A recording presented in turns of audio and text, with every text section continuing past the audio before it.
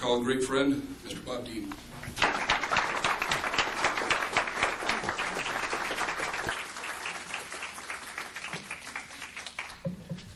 Boy, that's a hard one to live up to, isn't it? Thank you, Ray. I always begin by having to tell you that I've got so much material I don't think I can get it all in this afternoon. I'll do the best I can to compact to what I believe are the most important issues. I have a reputation for being rather long-winded on this subject, and I admit to that. Because as Ray said, I have concluded a long time ago, frankly, that this is indeed, without the shadow of a doubt, the most important issue of our time, and I will hopefully try to explain that to you before the afternoon is over as to why I feel that way. Before I get into that part of it, I want to share a couple of comments with you here. I want you to understand some 4 words that I have lived with for the last 40 years. And you're all familiar with these words because you've all experienced them yourself. The first one is frustration. The second one is aggravation. The third one is anger. And the fourth one is outrage. And let me explain to you why those words are important to me before I get into the meat of my presentation. I am frustrated after 40 years of searching for the truth and 40 years of being laughed at and ridiculed by people who weren't curious enough to really seek the answers for themselves. I am aggravated at so-called scientists and experts who smugly and arrogantly snickered at ideas beyond their own vision and imagination and refused to see even that there would be a 21st, 22nd, and 23rd century science.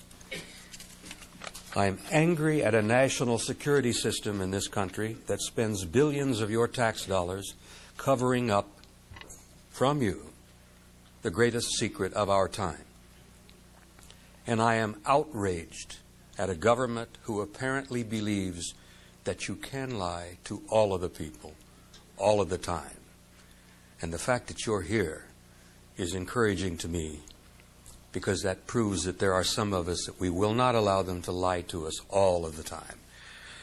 Now that I've vented my spleen on those 4 words, I feel a little better. Thank you.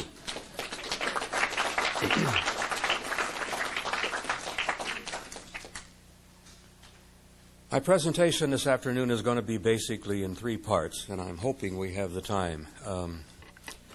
I'm going to share some things with you.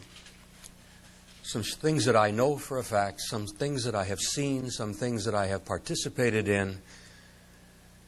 And then I'm going to share with you my conclusions after well over 30 years of research as to what this means, what's really happening, why is it so important, and what is really taking place here.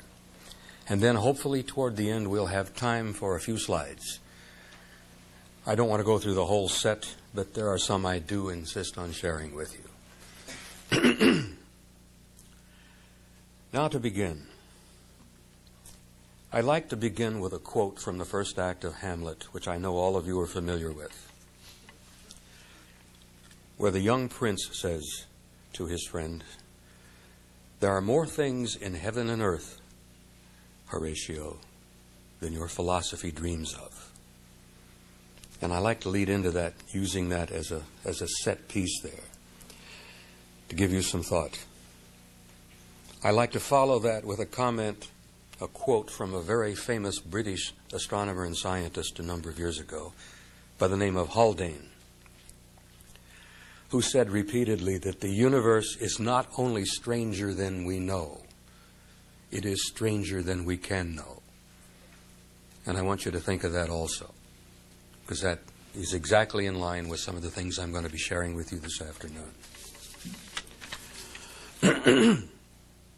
I believe it's also important to say something very clear here, particularly to those of you in the audience who are retired military. I would imagine a great many of you have served in the military in one time or another in your lives, and maybe a few of you are retired. And it's important that I explain this to you so you don't misunderstand where I'm coming from. In the process of my presentation this afternoon, I am indeed going to violate my national security oath several times. And I want you to understand, you old soldiers, sailors, and airmen out there, that I am not doing this lightly, but I am doing it intentionally. And I am happy and pleased to violate my oath on this particular issue, because it is indeed the most important issue of our time. There are secrets that I still hold and secrets that I will carry to my grave. Sometimes there are secrets that need to be kept secret.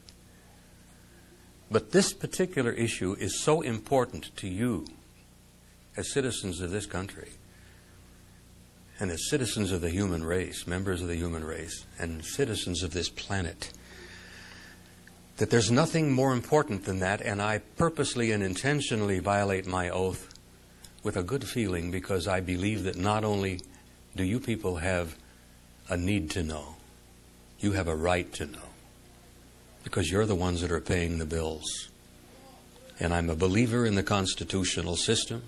I see the constitutional system being stomped upon. I see that document, which is so precious to us, being ignored.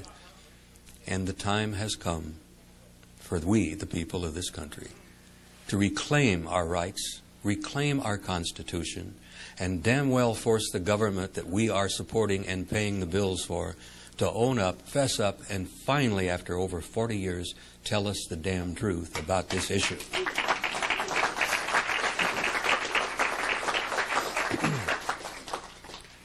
I think I'm preaching to the choir here, and it's a good feeling. Thank you.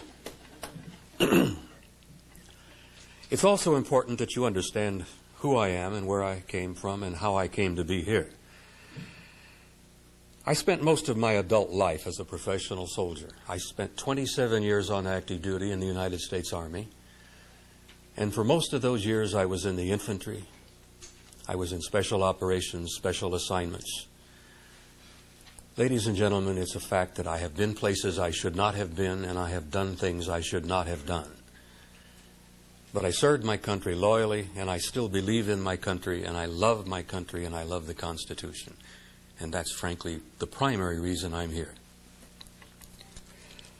I've had assignments in Cambodia, North Vietnam, Laos, and a number of other places I won't go into.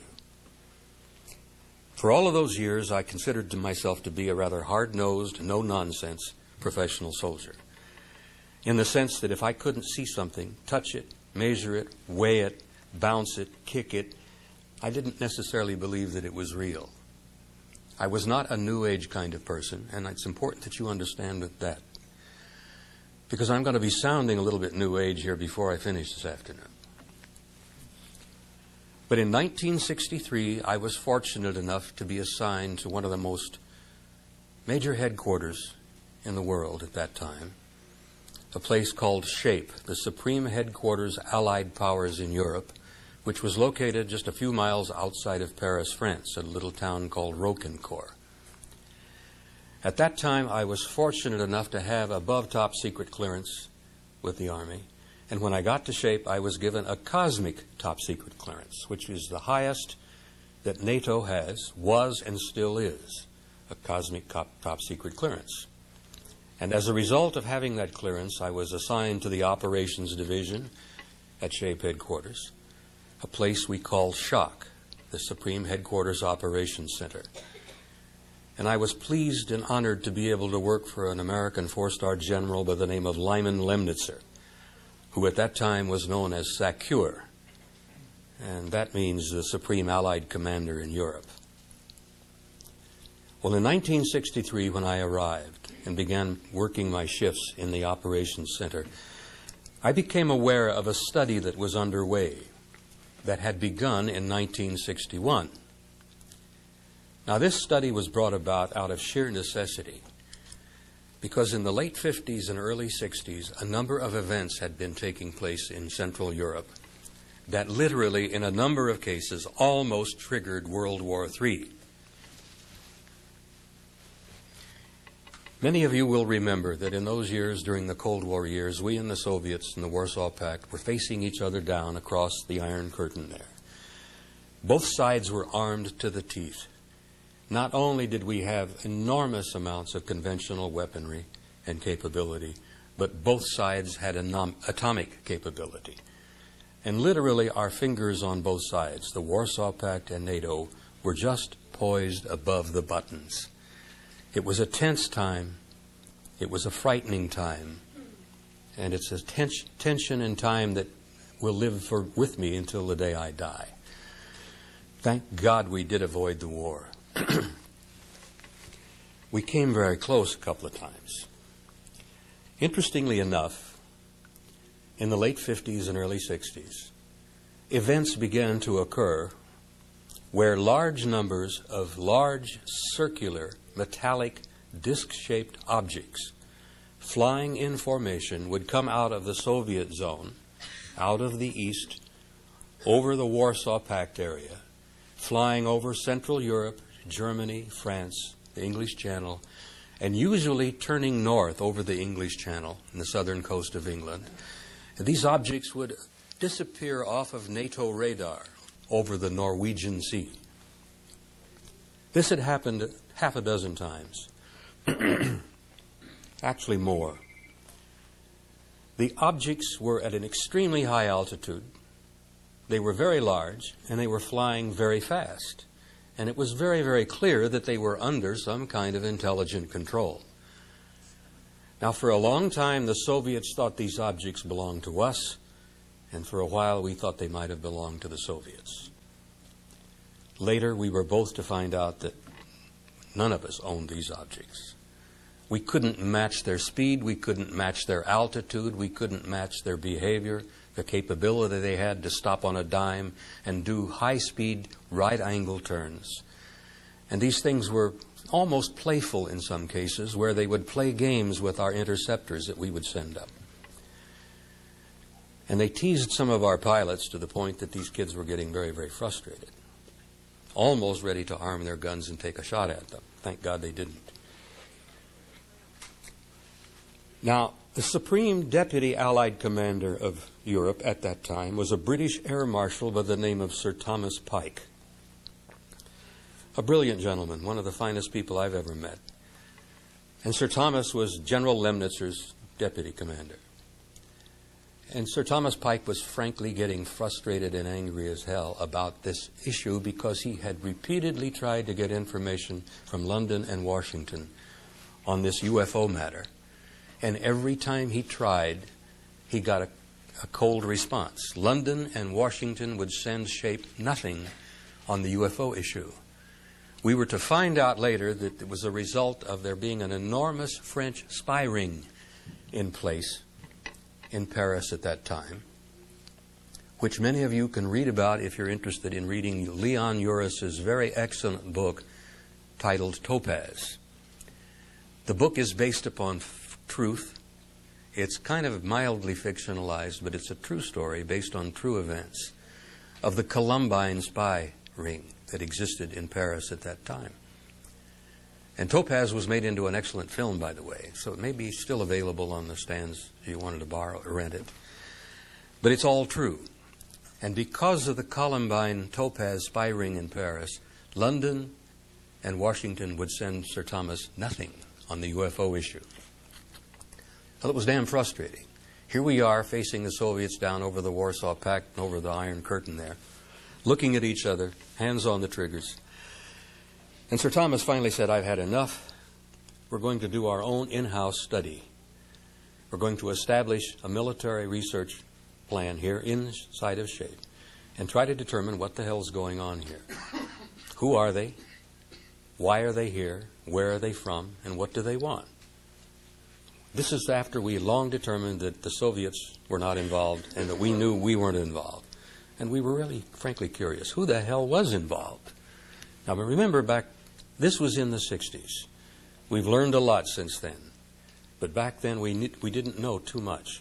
Our own American government knew quite a bit, but it wasn't sharing with anybody back then. So when Sir Thomas established the study, it was based finally on an incident that occurred on the 2nd of February 1961, where roughly 50 of these objects flew over in formation, at a high rate of speed, obviously under intelligent control, did the same damn thing. The Soviets went on red alert. They closed all of the borders in Berlin. We went on red alert. Everybody responded, and it was one of those moments. I'm tempted so often to use old military terms, and I refuse to do that because there are the ladies in the room. But there were tense and very tight times, particularly at 3 o'clock in the morning in the Shape War Room. When the teletypes were going off, the phones were all ringing, all hell was breaking loose all over Central Europe, and we thought the war had begun. Well, in 1961, Sir Thomas established this study. They named it an assessment. An assessment. They gave it a subtitle of an evaluation of a possible military threat to Allied forces in Europe. It later became known as the assessment. And they finally finished the study and published it in 1964 while I was there. And it was a mind-boggling and earth-shaking experience for me to see this and to read it, to be involved with it, and considering the implications in this conclusion, or these conclusions, for the human race and the planet Earth. I'm not exaggerating to tell you that from that moment on, my life was never, ever quite the same. And I think as I give you some of the findings, you'll understand. I was a young, crew-cut, hotshot master sergeant in a choice assignment. In those years, I thought I knew everything. And you all remember when you're that young, you think you do know everything. And when I got a hold of this thing, and I got a chance to read it, I couldn't put it down. I literally could not walk away from it, because every time I was on duty in shock, I would take it out of the vault and read it and study it and damn near memorize it. And only by the grace of God did I avoid going to jail, because once or twice I was even tempted to make some copies and take them with me. And I'm glad I didn't do that, because if I had, I would now be serving time in Fort Leavenworth at the Army Disciplinary Barracks. But I did read it, I did memorize portions of it, and I did make some notes. And I want to share with you this afternoon some of the conclusions of this SHAPE study, which took 3 years, an enormous amount of money. It involved some of the finest minds in Europe. They had gone to scholars, Oxford, Cambridge, the Sorbonne. They'd gone to the finest universities in Denmark, Italy, Germany. They'd gone to Tübingen University, which has an ancient reputation for excellence in theological studies. And this document, which was finally published in 15 copies only, at a cosmic top-secret clearance level, had the final conclusions here. Let me share with you. The document was roughly 1.5 inches thick. There was about 265 pages. The document was supported by approximately 8 inches of what we call annexes or appendices. There were 10 of those annexes, appendices, supporting this document. There was one on radar and electromagnetic effects. There was an annex on optical and light analysis. There was an annex on photographic and holographic analysis. There was one on historical research and evidence. An annex on metallurgical and technical analysis. There was an annex on atmospheric physics and meteorological studies. There was one on biological analysis and autopsies. A very important one on sociological studies and implications. An annex on psychological studies and mass effect and impact. And the last, not least, and in my own personal view, probably the single most important appendices or annex to this study of all, were the theological implications and the worldwide implications of this study. And I believe that to be probably the most important one, beyond the hardware, beyond the hard science, and I'll explain to you why. And I'll explain to you why I see the implications for that part of it as one reason why they have kept the lid on this secret for so long and are still sitting on top of it.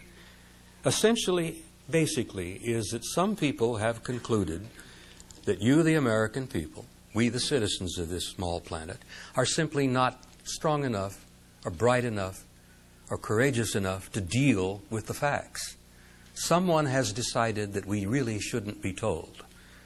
I quote to you this statement that was made a few years ago by one of the top people at the Central Intelligence Agency, which was quoted in the Washington Post, where he said, "If we're lying to you, it's for your own good." Now I ask you, how many of you are willing to take that? How many of you guys are willing to sit there and take crap like that? I'm not. I'm paying their bills. We're paying their salaries. And the time has come for us to stand up and say, not only no, but hell no. It's over. We're going to find out one way or the other. Now, what did this 3-year study and all of the money and all of this investigation and all of this research really lead to? When they published it in 1964, I said there was only 15 copies. Copy number 1 went to the Secretary General of NATO. Copy number 2 went to General Lyman Lemnitzer, who was the Supreme Allied Commander. Copy number 3 was assigned to the Shock Operations Center, and that's the one I got a chance to read over and over and over again. The other copies were distributed throughout the military headquarters to major military commanders from the various nations. There were copies in French and German and in English. But what was this document that stirred so much up there in shape in 1964? Let me tell you basically what the major conclusions were. Number 1, and this is a real grabber. The planet Earth, and apparently the entire human race, is and has been the subject of an extensive, intensive, and massive survey and examination by several, remember, several, extraterrestrial high-technology civilizations. And this survey has been extremely thorough and detailed. That almost blows you out of your chair right there. Number 2, these civilizations have demonstrated not only high intelligence, but an extremely advanced technology that may possibly be hundreds, if not thousands of years beyond our own. Evidence collected and studied by this report indicates that there is apparently some kind of a process or a plan unfolding. They, whoever they are, continually demonstrate that the development of some kind of program is underway. And over the last 40 years, you can see this developing. You can see this process taking place. It's very clear for those of us who spent most of our lives looking at it. Evidence in this report leads to the conclusion that this survey or program has been going on for a very long time, possibly several thousand years. My personal view is it's been going on a lot longer than that, and I'll explain to you why I feel that. Military intelligence analysis have concluded there did not appear to be a major military threat involved. The conclusions seem to indicate that if they were either malevolent or hostile, that there was absolutely nothing that we could do at that time. And I have to tell you very honestly, there's absolutely nothing we can do at this time. Shape and NATO policy dictates that an ongoing study continues by the various military committees and that as many resources as possible by the major powers be committed to this matter. The entire subject is considered to be of the highest importance and extremely sensitive, and that this committee recommends that the highest level of classification be placed upon this matter, if approved by SECURE, to be above top secret, above cosmic top secret, which is what they did.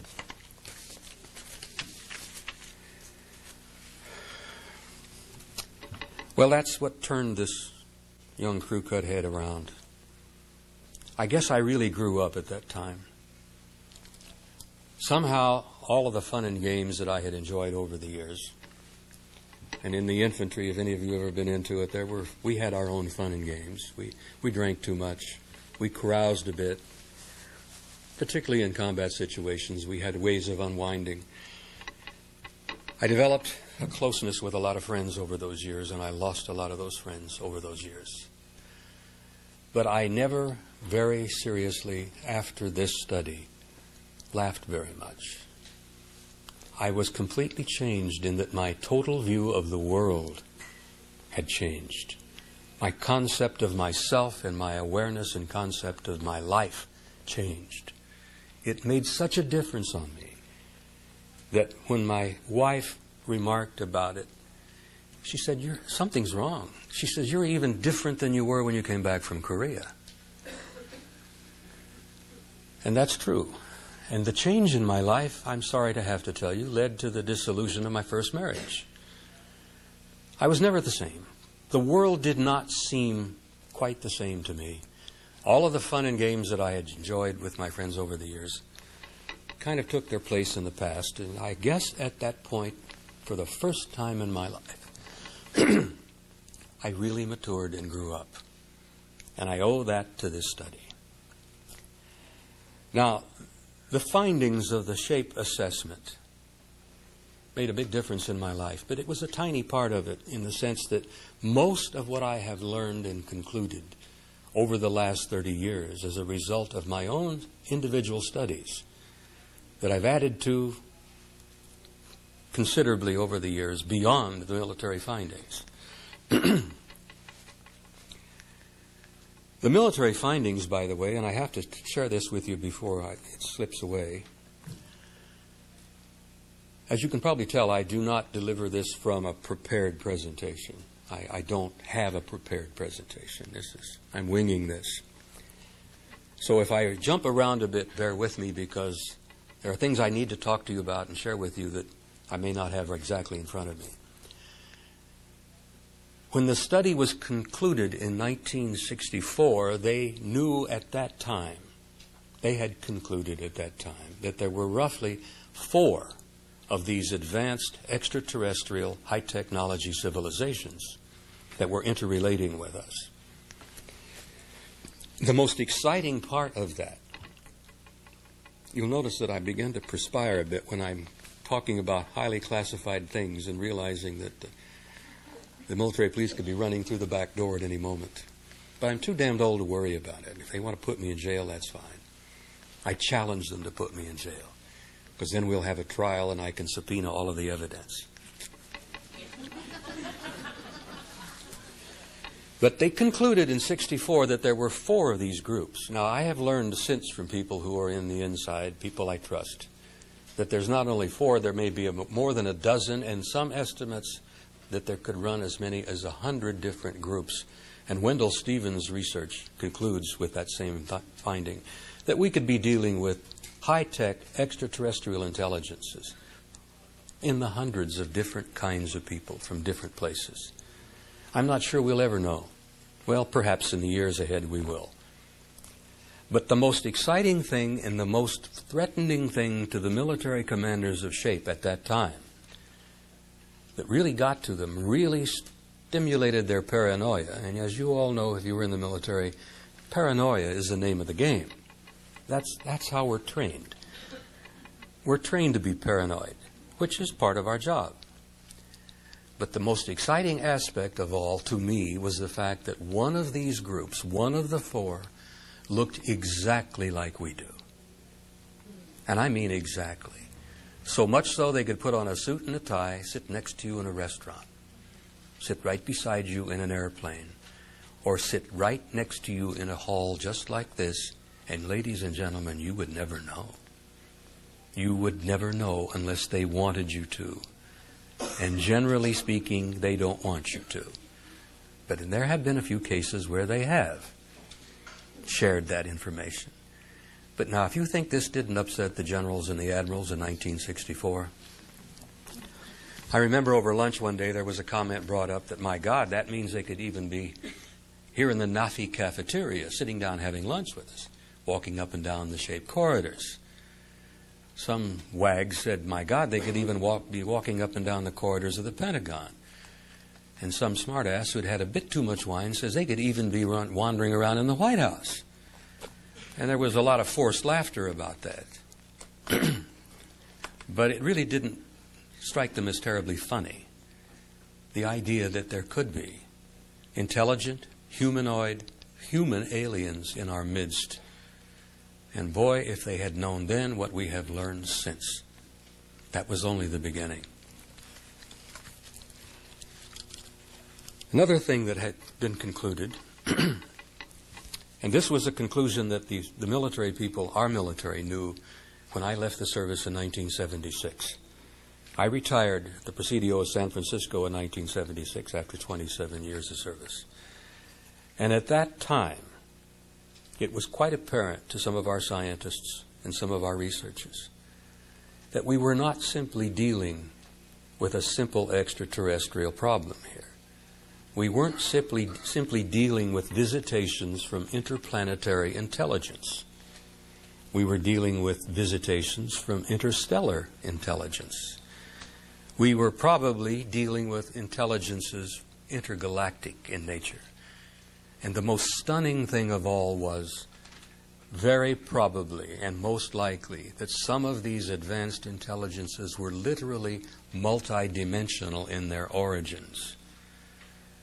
And some of them apparently, and we had evidence to support this, literally could indeed travel in time. Now, if you think that wasn't a hair-raiser, a blockbuster for some of our military planners, it was really getting their attention.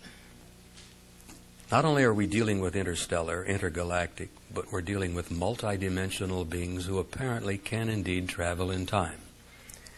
And a little later on this afternoon, you're going to be honored by a presentation of one of the top people in his field who I greatly admire, who's going to explain to you that some of this is not off-the-wall, far-off kind of science. This is real. This is not only practicable, but it's probably happening right now. So I've made that point. And I have to honestly tell you that in my studies for the last 30 years, to try to get some kind of an overview, to figure out what really is going on here, it began to dawn on me that there was no single scientific discipline that was applicable here. You couldn't just look at this from the hardware. You couldn't look at it from atmospheric physics. You couldn't look at it from a single discipline. And as you know, most of our great scientists are very well focused in their field on a single discipline.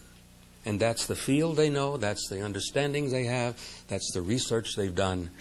And so many of them don't look around and look at some of the other disciplines. Well, it dawned on me as a student of history that I had to look at this a bit differently if I was going to make any sense out of it at all. And as Raimundo said in my introduction, I have put together what I like to call a synthesis. Over the years, I have combined history, philosophy, theology, literature, science, anthropology, geology, mythology. And I feel that I have at least begun to reach something in the way of an answer as to what's taking place and what's going on here. And I'm not taking a great sense of pride in this, but I feel that not too many other people have done that. To look at it from all of those various separate disciplines. It's like putting a jigsaw puzzle together. It's like putting a mosaic together, or again, after you've dropped it, and the bits and pieces are all over the floor. It's very painstaking. It takes time. But eventually, slowly, you put these little bits and pieces together, you put the parts of the jigsaw puzzle together, and you begin to get a picture. And now I'm going to share with you what I have concluded seems to be happening. Now, I want you to understand something else here. I am not a prophet. I am not a preacher. I'm not proselytizing. And I don't want any of you people to leave the room this afternoon believing anything I have said simply because I said it. That would not be what I wanted to accomplish. I want you to leave the room, hopefully with a heightened sense of curiosity, a heightened interest, and enough curiosity to go out there and inform yourselves. Don't take my word for it. Don't let the government con you or lie to you. There's information there that is available. Some of the finest information in the world is available. And I think my wife Cecilia has probably prepared a couple of handouts on suggested recommended reading lists. And those are simply books that I have looked at and concluded are worth looking at or worth reading. So take some of those reading lists with you. And if you read nothing, now, as I have said in my notes, what the hell is really happening? The big approach has been for years, who are they? What are they? Where are they from? And why are they here? Well, I have to tell you that that has now become secondary in my research. I'm still curious and I'm still interested. But that research has led me into what I call the bottom line of all bottom lines. And that is, who are we? Why are we here? And where are we going? And that's the most important thing of all.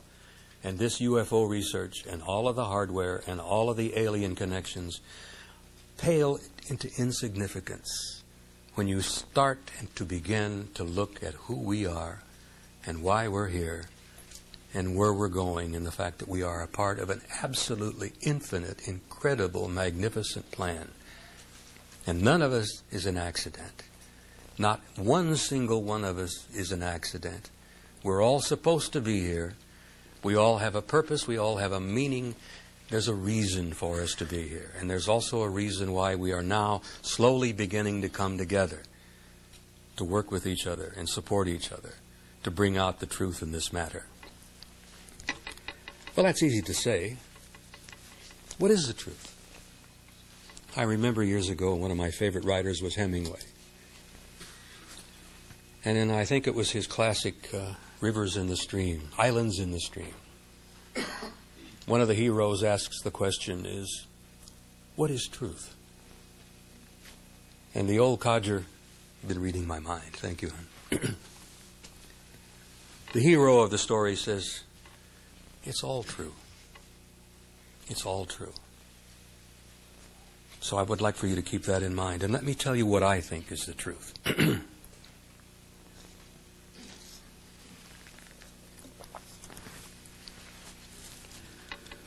To sum up rather briefly, if I can, I've never summed up very much in my life briefly, but I'll try.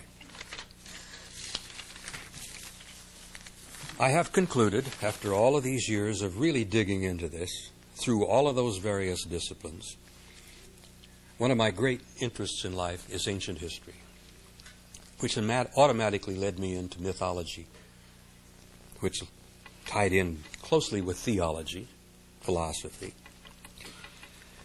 But I have concluded, and this is my own conclusion, and I throw it out to you for whatever it's worth. The human race is a hybrid race. We have been placed on this planet, we have been seeded here, and we have been genetically manipulated over the eons of time, continually, since the beginning of our history. And that genetic manipulation is still going on today. Ladies and gentlemen, we have never been alone. We are not alone, and we have never been alone. We are members of an almost infinite, I say infinite, not really knowing quite what that word means. We are members of a vast universe filled with intelligent life. That universe is our home. We're part of it. We were born here in it. It will always be our home, and that universe is a sacred place. And we are sacred beings. And I don't want to sound like a preacher, but we have a right to be here. There's a purpose and there is a meaning to our being here. And we are going to be finding some answers to all of these questions very, very soon, in a way that's going to literally shake the foundations of this planet. Which is why I think it's important for you to pay attention, inform yourselves, wake up, and don't let them lie to you anymore. We have apparently had an intimate interrelationship with several groups of advanced, intelligent, high-tech, and I say high-tech, I'm talking about technology so far beyond our own that it's literally magic to our eyes. And we've had this intimate interrelationship for hundreds of thousands of years. And some of them are the reasons we're here. And one of the things that I try to stress again and again and again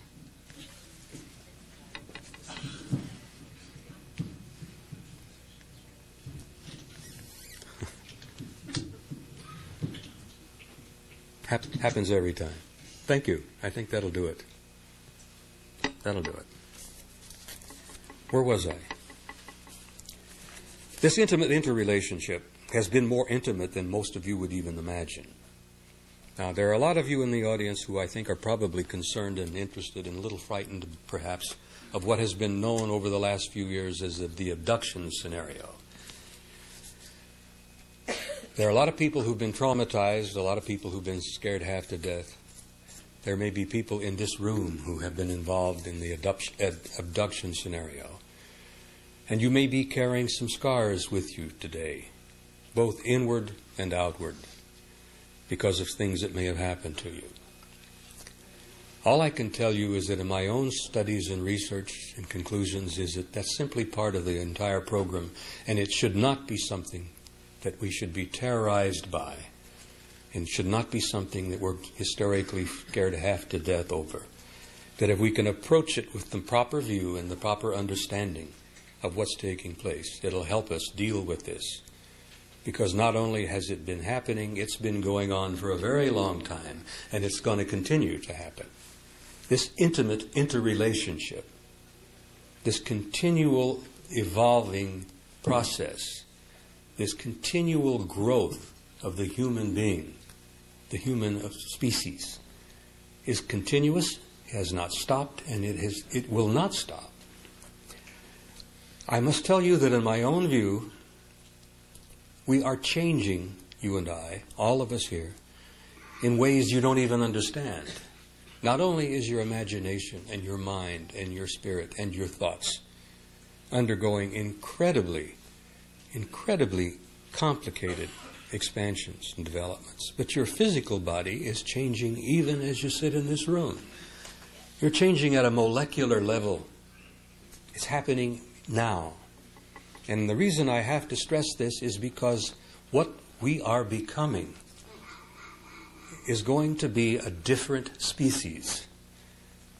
And I'm trying to explain this to you because it's going to be a worldwide shock to most of the human race that in a few short years, this planet, we, the human race, what we would call Cro-Magnon, are going to be so different from what we are today. We're going to be so far beyond Cro-Magnon that we, as Cro-Magnons, were beyond poor old Neanderthal. And we look back over what we know of him, and we look at those beetle brows and those big, massive shoulders, and we kind of think of him perhaps as more of an animal than a human, which I don't think is really fair. He was a lot brighter than we ever gave him credit for, because he did some absolutely beautiful cave paintings on the walls in Spain and southern France. And an animal is not capable of painting pictures like that. We also learned that he had a great spirit and soul because when he lost someone he loved, we've learned that Neanderthal would bury his wife and a baby and put a tiny bouquet of flowers in the grave with them. So there is a connection between us and them. And they weren't as far beyond us as they would imagine. But what I want you to understand more than anything else is that you are changing into a new race, a new species that will be so far beyond what we are here now than we are beyond Neanderthal. And that's going to happen. It's part of the program. It's part of the plan. It's part of the growth. And what it's going to be doing, it's preparing us to stand up, grow up, start behaving as adults, as a race, and hopefully go out there and take our place with this infinite civilization, these vast, vast civilizations of life out there. A door is being opened for us. You can see it every day if you pay attention. You can see it in our flights to the moon. You can see it in our discoveries in science. You can see it in our new genetic discoveries. Every day we're learning more and more, and we're changing right in front of our own eyes. And a door has been opened and is being opened for us, and we have to go through that door as one people, from one planet, with one future. Or, ladies and gentlemen, we may not go at all. The time has come, and we are being challenged beyond any challenge we've ever faced before. And I, for one, want us to go through that door, because I know what lies beyond that door. And if you think that you have wild dreams, you haven't thought of anything yet compared to what the future will be for the human race. I'm a pessimist in some areas, but I'm an optimist about the future of the human race.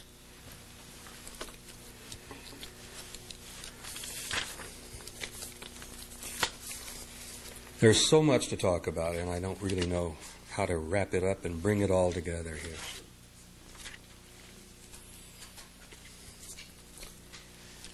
Before we take our step through that door, there are some terrible things that are going to take place on this planet, I'm afraid. There are going to be some rather major cataclysmic changes on the planet. Most of these things are probably cyclic.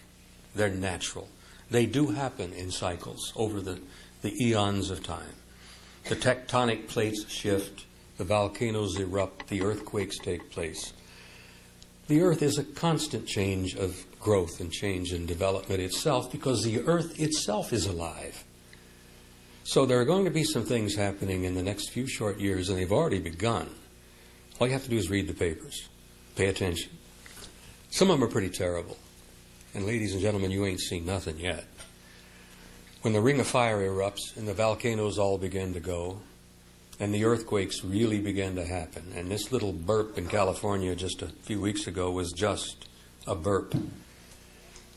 Mount St. Helens was a burp. Now, when Mother Earth hiccups and coughs, then we will really pay attention.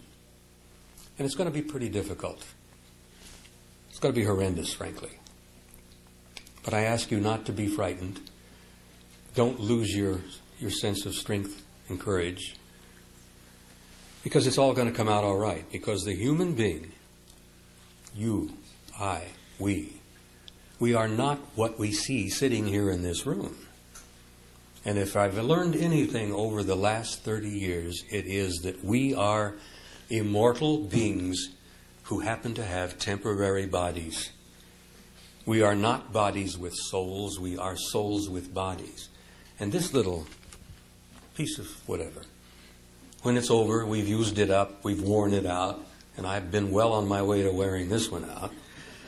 We lay it down, we cast it aside, and we go on. And life goes on forever.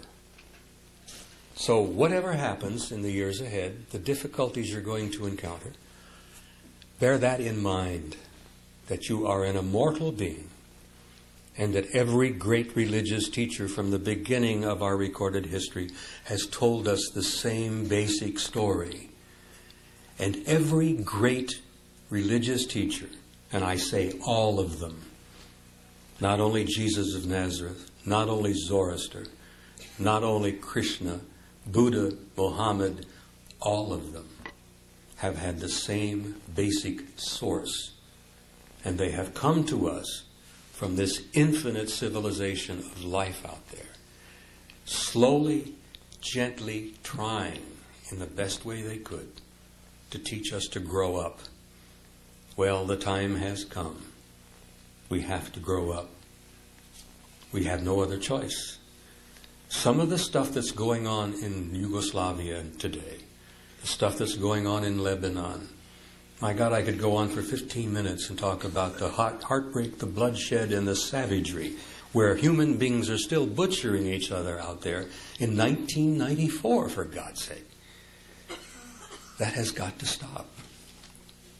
We have got to realize that we, the human race, are all one single form of life.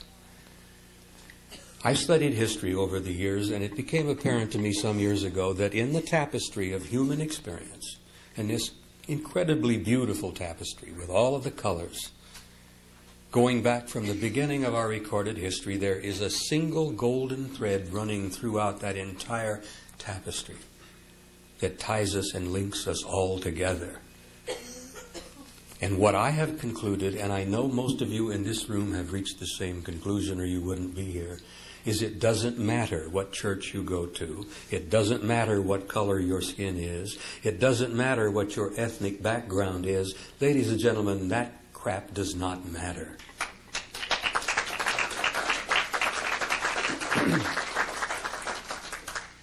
And if we're going to be capable of going through the door that's being opened for us, as I said, we're going to have to go through as one people and one planet with one future.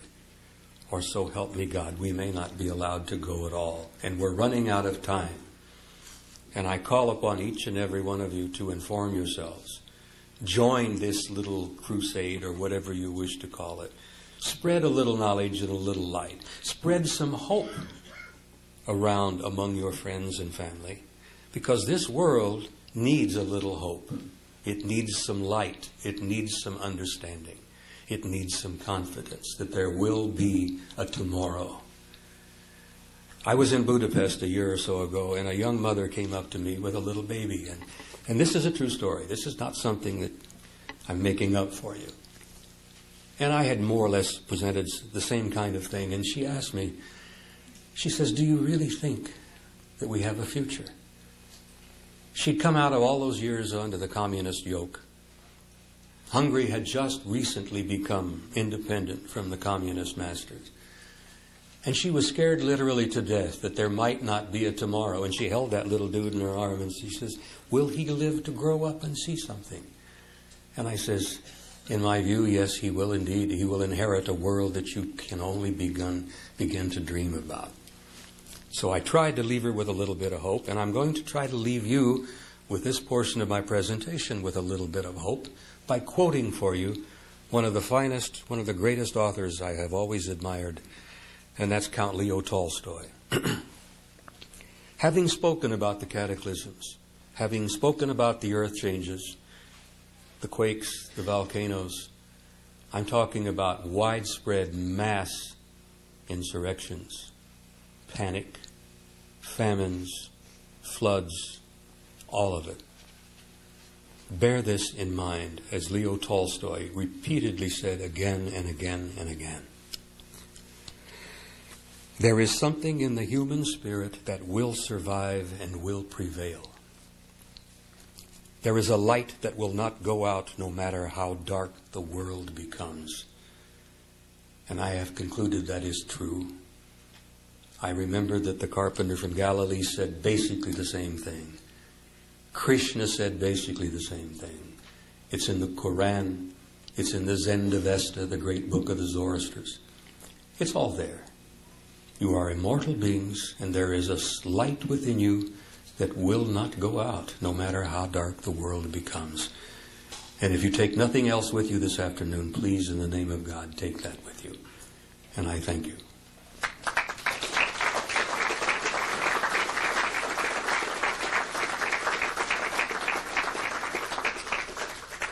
I need some help here from some of the guys. How are we doing on time? 35 minutes. Yes, I want to put on a few slides. I think it's important. Okay.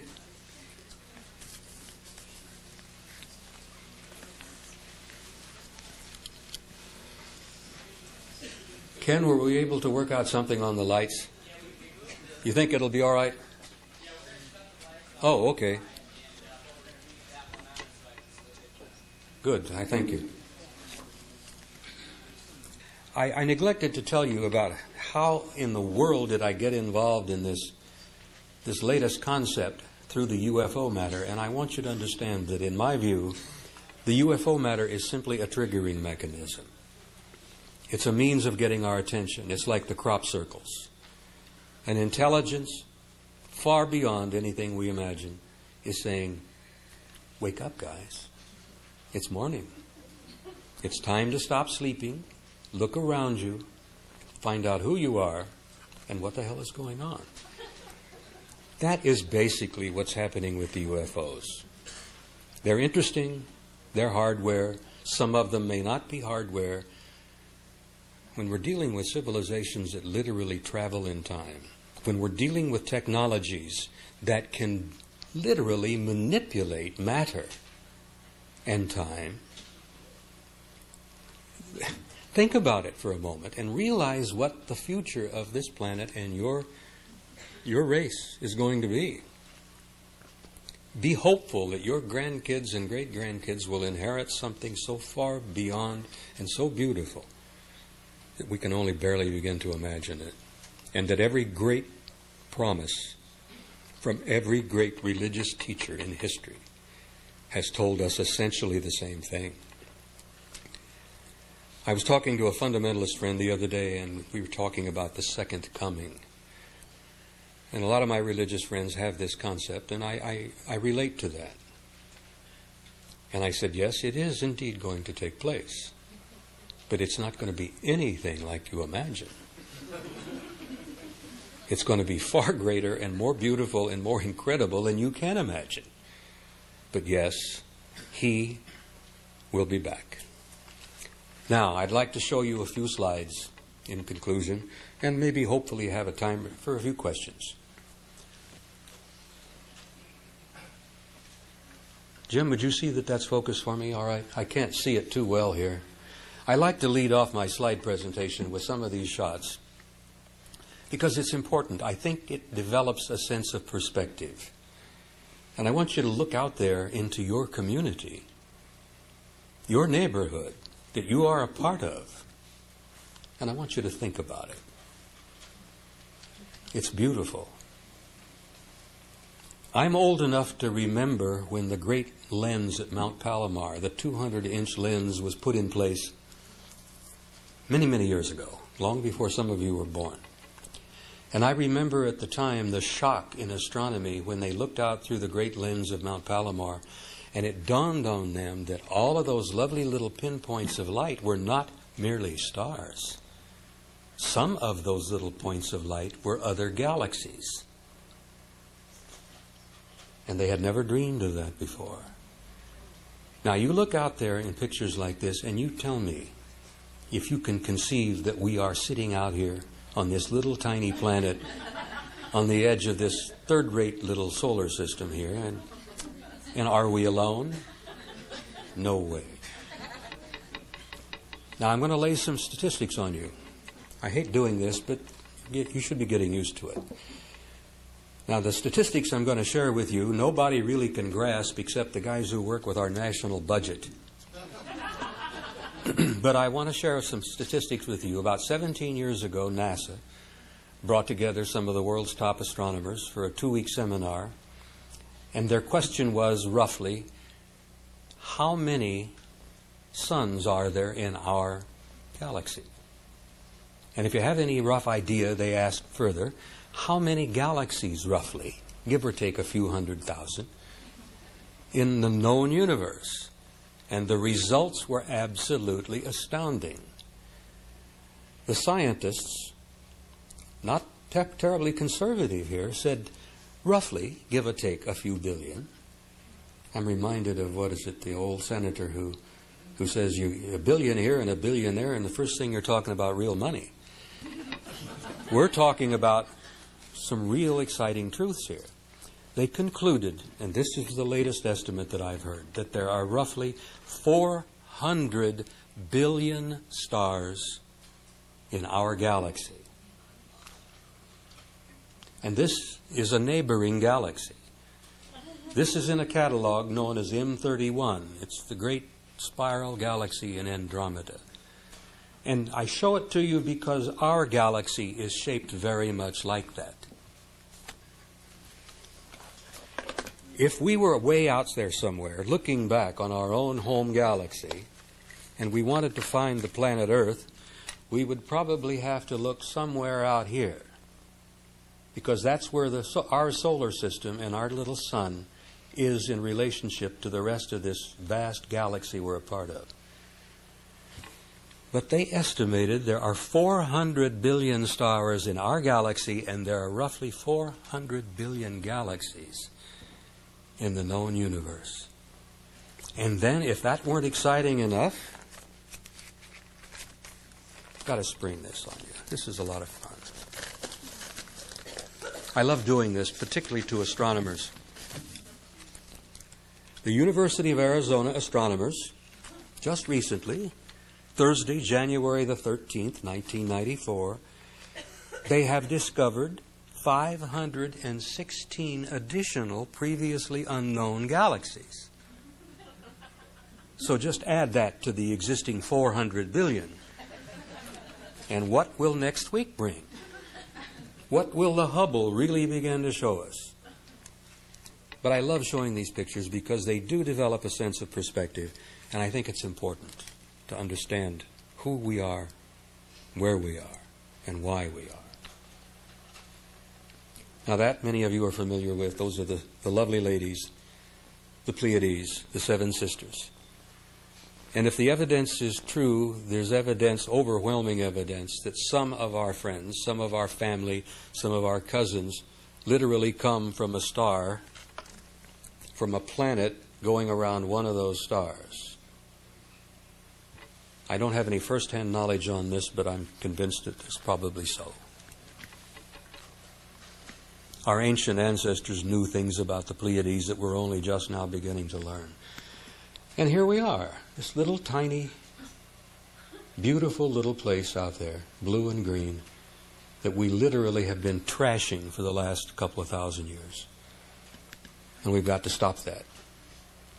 Every one of our astronomers or astronauts who've gone out to the moon and looked back and saw this have had a deep spiritual kind of feeling overwhelm them. An awareness of how tiny and how beautiful that is, and how the fact that that is the home of the human race, and that we have got to start taking better care of it. We have to start loving that beautiful lady and giving back to her what she's given to us. And the time has come for us to stop trashing her, raping and pillaging and digging and gouging. And we have to learn to live on her in peace with each other, like some of our American Indian and some of our more ancient peoples have learned a long time ago. Now, I briefly want to show you just a few paintings from some of the great museums. And the reason I throw these out, I hope that's focused fairly well. Can we turn the lights off just a second and then flip them back on? Can we cut back on the lights just a little? Anyhow, what I'm showing you here is that in many ancient religious paintings, Renaissance, Middle Ages, all kinds of paintings all over the world, you'll find that they're filled with what I call lenticular clouds. Now, some of these lenticular clouds are beautiful. They're circular, disc-shaped clouds with little domes on top. And the reason I bring that to your attention is not to tell you that all lenticular clouds are UFOs, but I'm trying to point out to you that not all lenticular clouds are clouds. And I got a couple of shots, I think, that'll prove that to you. But why do we find again and again this sort of thing in religious paintings? Did our ancestors know something we didn't? Look here. Look here. Is it just by accident that they're putting these lovely lenticular clouds in these religious paintings? Well, I've got a conclusion here. This is, by the way, is a lovely lenticular cloud that was photographed in the Soviet Union not too long ago that was seen to fly away at a high rate of speed. So the point I'm trying to make is I'm not trying to convince you that all lenticular clouds are UFOs. I'm simply saying the next time you see one, look at it a little more carefully. Another lenticular cloud. This was in Central Europe. That also held together and departed at a relatively high rate of speed. Now, why am I talking about lenticular clouds? The next little series of pictures were taken a number of years ago at Fort Belvoir, Virginia, by an Army sergeant who was undergoing a training program. He and his friends were out in the fields going through some regular training. Fort Belvoir is in Virginia, I believe. The sergeant happened to have a camera with him. And this strange object appeared over this building here. And everybody looked at it and they all said, "What the hell is that?" And then things began to happen.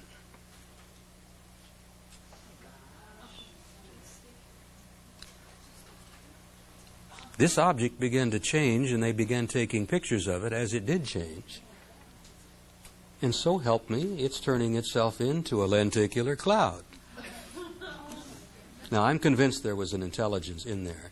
And I'm convinced that they were doing this just to show this off to these guys and say, "Hey, pay attention.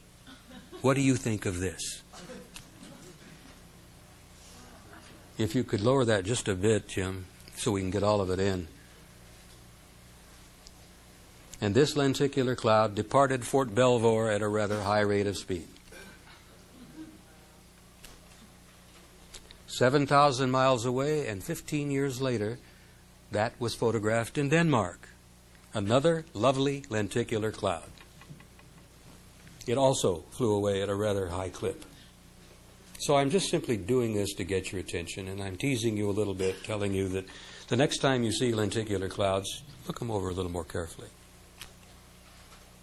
Now, here's a lovely painting that hangs on the Uffizi Gallery in Florence, Italy. It was painted by one of the greater Renaissance artists of the time, a friar by the name of Filippo Lippi. And this painting that he spent a lot of his life working on is supposed to be St. John and the baby Jesus here. And of course, here's Mary, the Madonna. But I want to call your attention to this object over the Madonna's shoulder, which is blown up here, a little larger. Now, this is 15th century. Now, here's a blow-up. If we could bring that down just a wee bit. Down here we have an old gentleman with his hand up to his eyes, peering up, and at his feet is a dog barking. Now, the reason I call this object to your attention, and this is no accident that's in this painting, this is an exact replica of an object that many of you who've studied UFOs may have read about a few years ago. At Bonai, New Guinea, a UFO appeared and hovered over the beach for about an hour and a half. And the Reverend Gill and all of the students at the Bonai mission in New Guinea rushed out and watched this object hover over the beach. The kids got so excited that they began jumping up and down and yelling and waving. And then, lo and behold, they noticed that there were guys, humans, up on top of this disc, walking around on what appeared to be a deck. And when the kids were dancing and singing and yelling and waving, the guys up there waved back, looked over the side and waved back. Now, I just throw this out as a teaser. This painting was done over 400 years ago. This ship was seen over Bonai, New Guinea about 30 years ago. Actually less. Another little interesting, what old Ivan Sanderson used to call an oopart. And I loved Sanderson. He was a great man, very open-minded, very intelligent. Ooparts are out-of-place artifacts. This little dude is over 1,000 years old. It's made out of clay, and it was an attempt by an Indian, I believe in Colombia, over 1,000 years ago to describe what he was looking at here. And this, in almost anybody's imagination, is a spacesuit. Here's another one. This Indian was a pretty decent artist, but he tried to convey to the people what he had seen. 1,000 years later, we look at that, and we look at it in a different eye. Now, you're familiar with these. These are the classic shapes of most UFOs over the last 40, 50 years. Matter of fact, some of these shapes go back a lot longer than 40 to 50 years. Some of these shapes go back several 100,000 years. But I want you to look at them. I know most of them are familiar to you. It's quite a catalog. But I want you to pay attention to that one right there for a reason. A couple of slides later, I want you to bear in mind the shape of that one. Now here are cave paintings from southern France and northern Spain. They've estimated that these are at the very least 40,000 years old. And some of them could be as old as 60,000 years. But I want you to look at a couple of things on here. Look at that. Look up here. Look at this one. Actually, look at all of them here. Now, interestingly enough, the French, being great scholars, and I admire their work, have cataloged some of these cave paintings, and they've published these catalogs of what they have found in these caves. And I'll go back briefly, calling your attention to this here. And here it is. What do you suppose those dots behind that disc are to represent? Well, in my opinion, it represents that it was moving. And so here we have probably some old Neanderthal trying to communicate something that he had seen. But look at these shapes. They're right out of the modern catalogs. You remember some of the stuff Wendell showed you here. Now, ladies and gentlemen, this stuff is 40,000 years old. There's that one again. The artist is conveying that that was moving, I am assuming, at a rather smart speed from left to right. It's a classic disc with the dome on top. And look at this one. I don't know what to make of this. It's probably some kind of a person, an individual in a spacesuit of some kind, I suspect.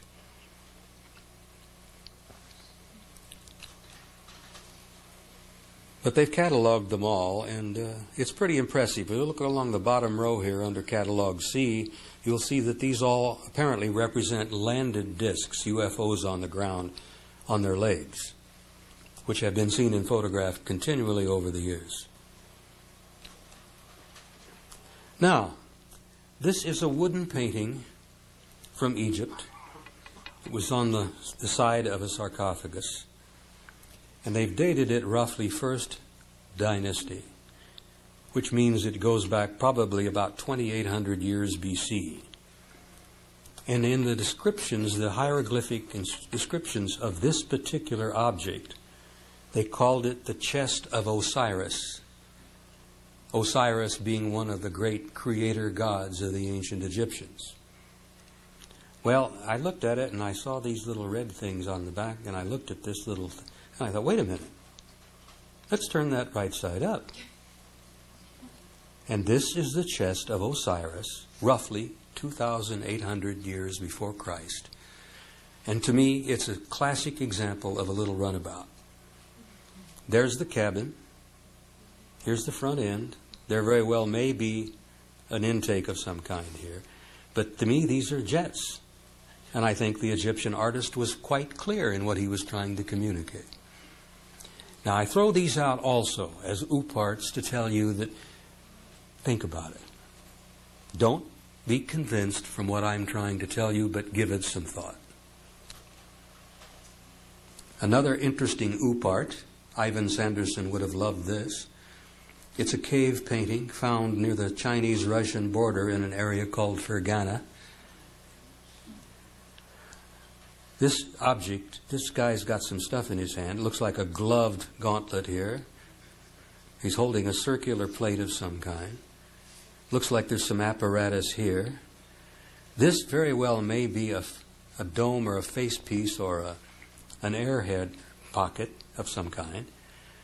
And possibly this surrealistic illusion here may be the result of reflection through that plastic. But look at this thing. And look at this. And then look at this little dude down here with the antenna on his helmet. Now, this was estimated to be well over 1,000 years old. Now, looking at this plate that this guy's holding with his astronaut's glove. Oh, before we get on to that. These are some classic pictures from the APRO files going back many, many years. These are pictures of the UFO that hovered over the Weineke Reservoir in New Jersey a number of years ago.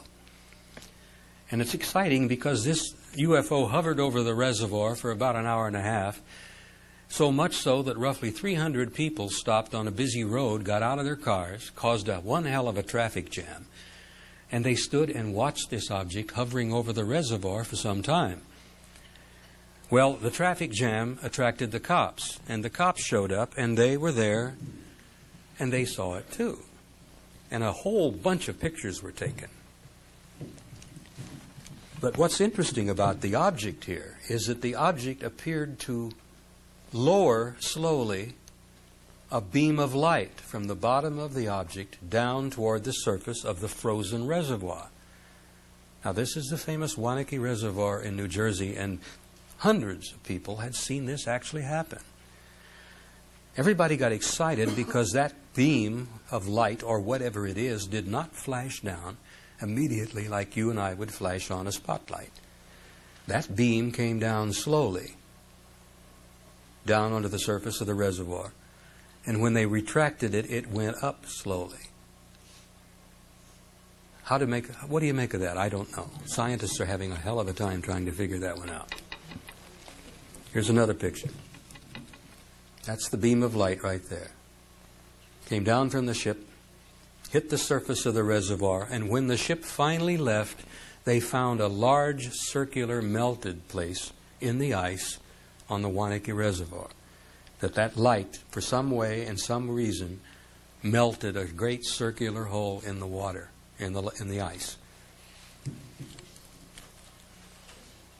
Now, there are a lot of other pictures here, and I don't know, I think we're running a little out of time, and I certainly want to give you time for a question or two, and I certainly want to get you ready for David Froning, who is well worth waiting for and listening for. Most of the other shots I have are simply photos, and you've seen some of the finest Wendell had. So by just showing you some more of the ones I have, it wouldn't really accomplish very much. So if you turn off the projector and get on the lights, I would like to do some wrapping up here.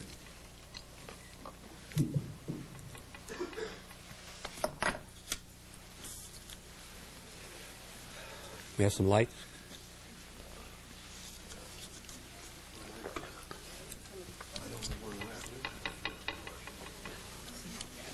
Oh, there.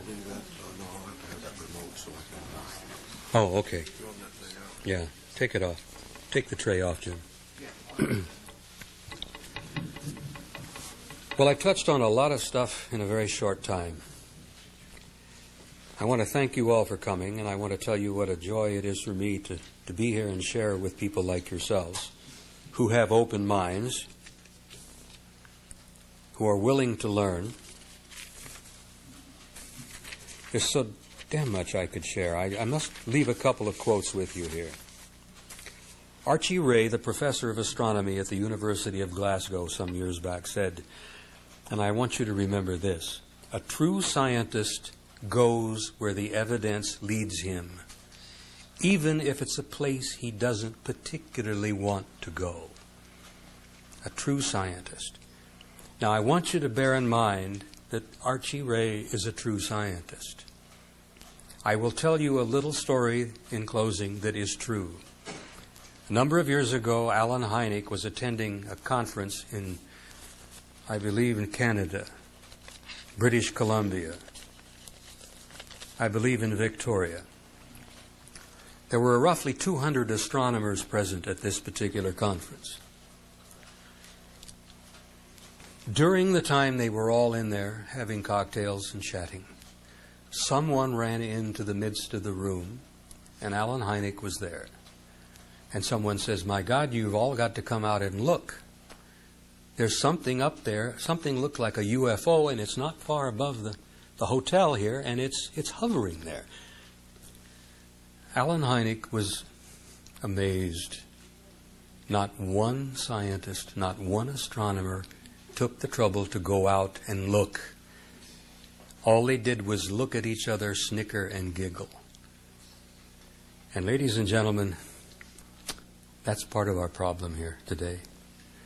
In closing, I want to tell you that you're on the edge of a major shift in worldview, what they call a paradigm shift.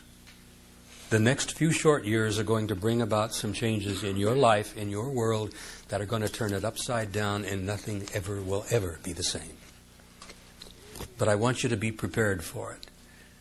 Because out of the wreckage and the ruins of this old world, we're going to build something much better and more beautiful than what we've had.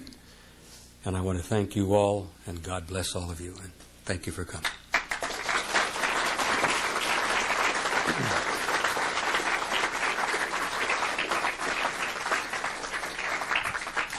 Have I got a minute or two for a couple of questions? We have about 4 minutes. Yes, ma'am.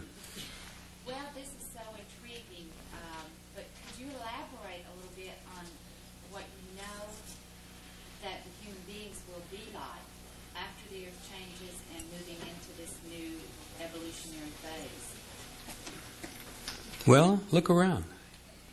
You said we will be changed a lot. Yes, we will, but most of it is going to be inner. I'm sure that our descendants, 100,000 years from now, will look significantly different than we do. We know that we are changing continually. I suspect that our heads are getting larger. We're losing some hair, some of us faster than others. The race will evolve and change in many ways, but the big changes I'm talking about are not going to be necessarily visible. I'm sure the human beings will be taller, probably healthier. But it's going to be an inner kind of thing. It's going to be here and here, mostly. And there's where the big difference will be. And it's happening right now. And I look out here and I see light coming out of eyes, and I know that it's taking place even as I talk to you. And you know it too. It's going to happen inside more than anything else. One last question. Anybody? Yes, sir. Well, you speak about the advanced technology these aliens have. I'm more concerned about the advanced technology that our own secret government has. Like Preston Nichols and Al Buick have come forward talking about time travel with our own secret government. And we have Robert Lazar coming forward with Area 51. We have anti-gravity ships that our secret government has. So what can you say about that? Well, briefly, and I'll try to be brief here, I want to tell you what I know as compared to what I suspect. I know that your government, in its infinite wisdom, developed a sustaining controlled fusion reaction at a government laboratory in the Southwest over 8 years ago. And so all of this garbage you hear about, and all this running around and yelling and money being changed hands, and all this talk about the super collider, which has been canceled, I'm told, in Texas. We have a sustained controlled fusion system. Now, for those of you who know what fusion is as compared to fission, you know that it's unlimited power, clean, unlimited, cheap power, literally forever. And your government has that. Now, it'll be a while before they tell you, because we don't want the oil industries to all collapse around our knees, because that would bring around a collapse of the automobile industry, and that would bring around the collapse of the steel industry, and the whole damn thing would collapse. So I understand the hesitancy among strategic planners to let some of this out. But I will tell you in conclusion, yes, we do have anti-gravity ships, and we're flying them. And some of them we've made, back engineered from some of the retrievals, and some of them have been given to us. And that is a fact. And that's one of the biggest secrets of all, and they don't want you to know that yet. But you're going to have to find out eventually. Because as Lincoln said, you cannot lie to all of the people all of the time. And they've tried it, and it's not working. So in closing, God bless all of you, and I hope you enjoy the rest of the afternoon. Thank you.